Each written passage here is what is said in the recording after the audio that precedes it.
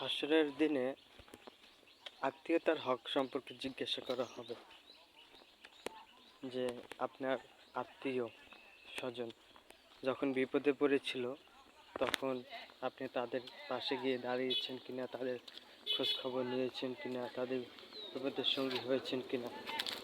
তখন কিন্তু আপনার আমার উপায় থাকবে না যদি আমরা তাদের হক যদি নষ্ট করে থাকি, তাদের যদি খোঁজ খবর নিয়ে না থাকি।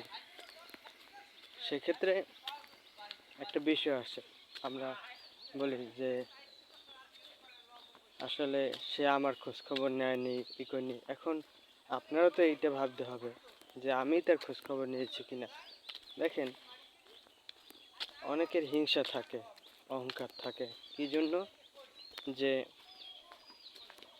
সে আমার খোঁজ খবর নেয়নি, আমি তার খোঁজ খবর কেন নেব? আরে ভাই, একসময় সে আপনার খোঁজ খবর নিয়েছে, কিন্তু আপনি তাকে অবহেলা করেছেন, তাকে দাম দেননি। পরবর্তীতে সেই একই পন্থা তো অবলম্বন করেছে যে সে যেহেতু আমাকে মূল্যায়ন করেনি, এখন আর আমি তাকে মূল্যায়ন করব কেন?